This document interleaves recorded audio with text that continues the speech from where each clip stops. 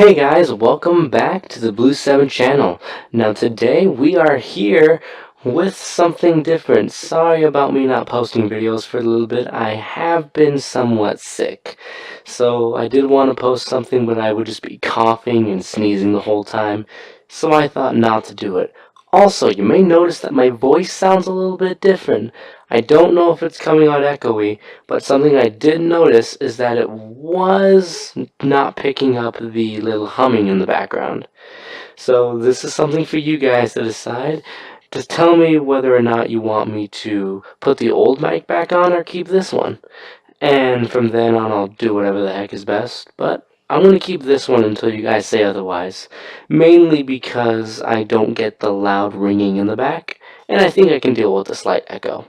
But enough with that. Let's start with what we're actually here for. So, we're back with these people again. Now, you guys have noticed that I haven't not been playing Dota as much as I would want to, and I kind of want to change that. But probably not at the same time. Maybe I'll play it in my own spare time. But, either way, I still know that dotacinima is still doing their own community hero project. And I still want to be a good part of that. So, I remember the Evergale, the Guardian of the Waters, and I went through and I slightly revised what she did, and the abilities are basically the exact same with a slight number change, nothing too much. I remember them saying that don't worry about the numbers, the concept is what they're looking at, but I went ahead and just made sure that it's a little bit more balanced and completely changed the bio.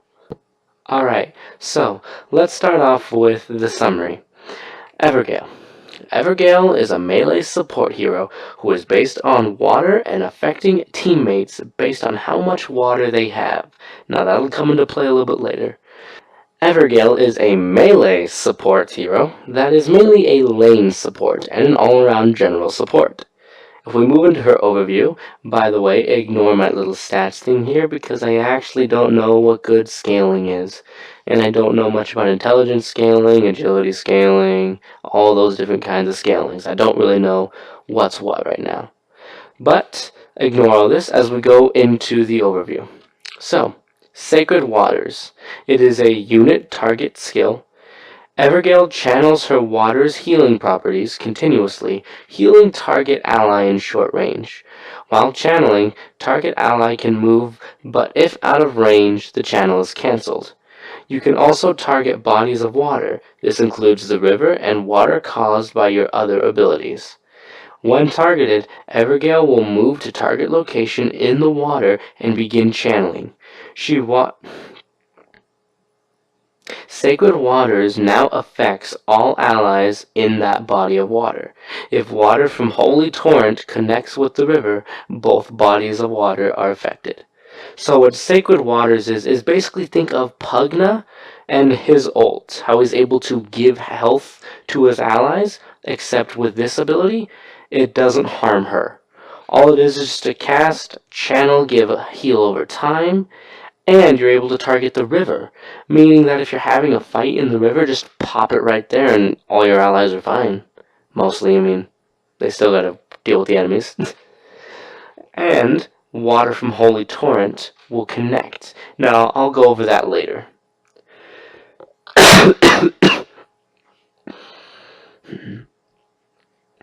Renew is her next passive ability. Evergale uses her ties to the water of the Ancient to amplify its effects. Any ally near Evergale under the effects of fountain, shrine, or bottle have its effects amplified.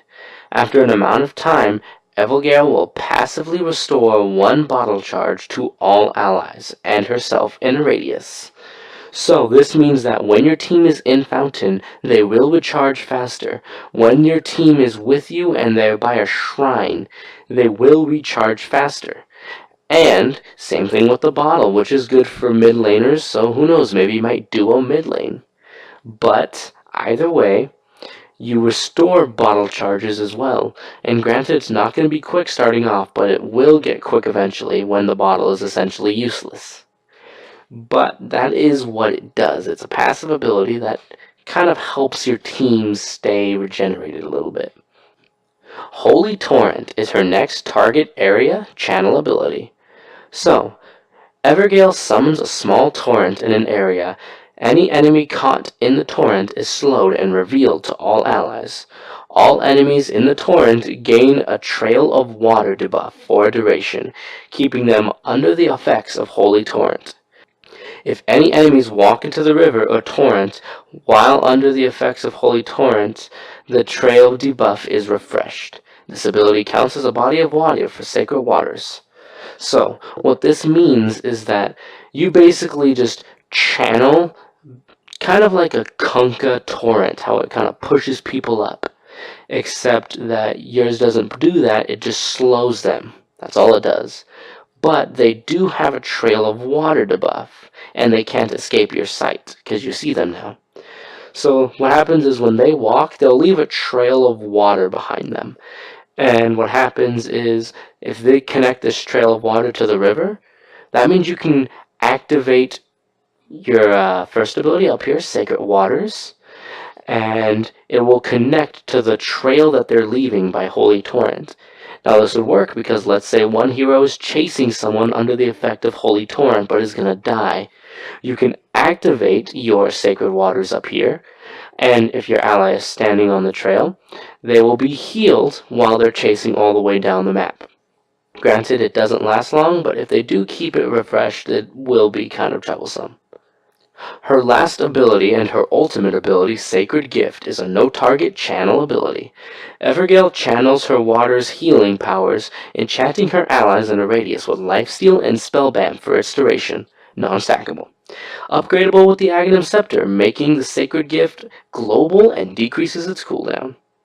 So this is basically a global, well, okay, not global, but an AoE essentially heal. You're giving them lifesteal and spell vamp, so as long as they keep fighting, you're good.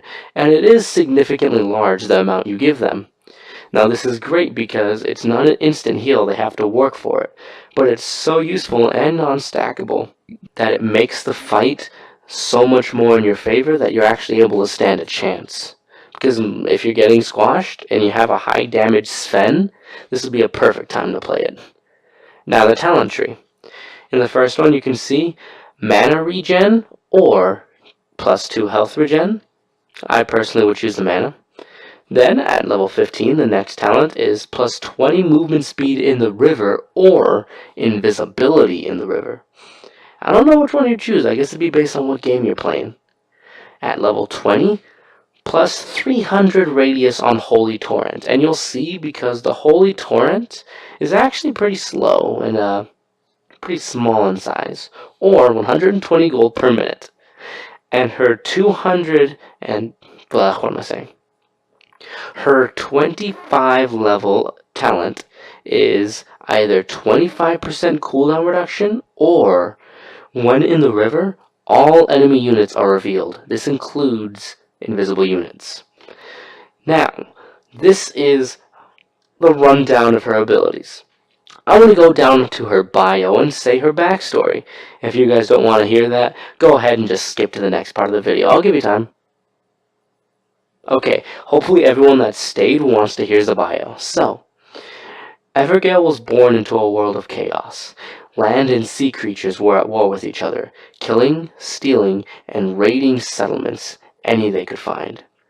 Evergale was a priestess of an underwater church that allied with the water faction, but was against the war. One day, a raiding party came to the church and began its slaughter of everyone near it. Evergale, frightened, awakened her dormant spiritual self, allowing her and some others to escape. That day, Evergale learned that to have peace, there must be war. Evergale made a deal with a soon-to-be Lich King, which I will explain later on in a later video, in the north, and charged the land dwellers. With the Lich King's forces on land, and Evergale using her abilities to have her armies heal herself by inflicting pain, the land dwellers were crushed. In the end, the king ruled all land. In exchange for the water, people could live in peace. Evergale still protects the waters from all who intend to harm it this day. Yeah, so basically Evergale was attacked. She awakened her guardianness and then made sure no one stepped foot in the water. Now again, I don't know much about stats, so kind of ignore all this because I didn't mess with it at all. Now, these are the specifics of the abilities. Now again, if you want to skip this, go ahead and skip to the next part. I'll give you time. So, Sacred Waters. This was the ability that you can channel and heal a target ally, or walk into a body of water and heal everyone in it. You can see its mana cost going up is 80, 90, 100, and 120, as its cooldown is 15. Now, piercing spell immunity, yes it does, it's for your allies. Heals per second, 50, 70, 90, then 100 heals per second. Now, this channel time lasts 10 seconds, meaning at max level, you could heal for 1,000 health in the end, and its cooldown is only 15 seconds. Now, again, I may change this, maybe nerf the amount of heal it gives, but who knows, maybe it's good, maybe it's not, it's just a concept. And its cast radius is 500. Now, it's only 500 whenever you are trying to cast it to them, because in the water it is 0. Going to the renew ability, we have the passive again. Now if you notice, the fountain, shrine, and bottle increasing percentage is all the same leveling up. Meaning that at max level you can get 60% more out of your bottle. And its range is 1,000. That's nearly Tidehunter's ultimate right there. And the bottle refill timer, which is the amount of time it takes to refill a charge, is 60, 40, 30, 20. At max level, you are generating one bottle charge every 20 seconds. Now that's very useful and kind of saving on a few courier bottle trips. But who does that at that max level, honestly? Holy Torrent. Now, if you'll notice, its mana cost is going up 100, 120, 140, and 160 with a cooldown of 20 seconds. Now again, the target area channel. This was the ability that slows your enemies and makes them leave a trail of water that you can use your first ability in, which is Sacred Waters. Its cast radius is 600, meaning you can cast it at a 600 radius. Now that ain't too close. It's a little bit bigger than Axe's Call, so not that big. You can't cast it from that far away. The actual radius is 400, which is actually about the same size as Axe's Call. Does it pierce the spell immunity though? No, it does not. But the trail of water that they do leave behind is 5, 6, 7, and 8 seconds long, meaning that's how long they'll have it. And remember, if they step into the river, the seconds are refreshed. Now, Torrent only lasts 3 seconds, so it doesn't have that much time to slow them.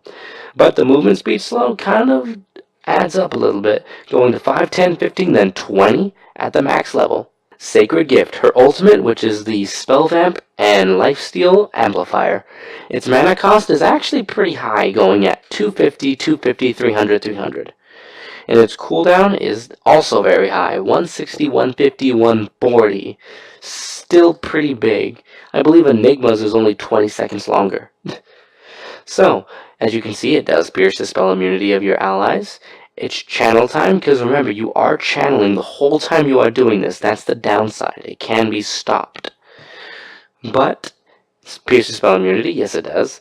Channel time, 6, 7, then 8 seconds. 8 seconds of 50, 60, then 70 spell vamp or lifesteal. I mean, 8 seconds of 70% lifesteal. Whew, that has to be pretty good. And especially since it's non-stackable, very great. Its radius is 1,100, so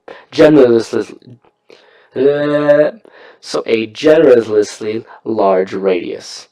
But with the Agnum Scepter cooldown, it is going to 110, 90, then 70 seconds. You all remember these little talent trees? And we hit the credits. So, as you can see, these are not my design. Artwork should have appeared for these things. I don't know why they're not. I put the URL in. I'll have to figure out why it's not working. But that should be all for this video. As you can see, this is Evergale, the Guardian of the Waters. Now, what I want to do is I want to try and pitch this idea to dotacinima. I know they have some kind of Reddit or Discord, but I want to put this hero somewhere that they can see it. And if any of you guys know how to do this, please help me out and try getting this to dotacinima. I want this to be in their hero community project. And I feel like Evergale would be a nice support hero to have because you don't really have too many heroes in the way of healing in Dota, at least from what I've seen. The only one I can think of is Omni-Knight and Treant. That's about it. I'll leave a description down below for anyone who wants to see this hero for themselves. Who knows, maybe you might actually make something better than Evergale. Because I am using the Dota Concepts website, I honestly hope that this can be seen. And I hope it does, to be honest. But that should be all I have to say for this video. So, hope you enjoyed this video. If you did, be sure to like it, share it, and subscribe.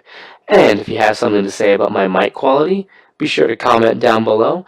And if you know a way to get this to dotacinima, please do. I'd honestly like to see this get into the game. But that should be all for today. See you guys.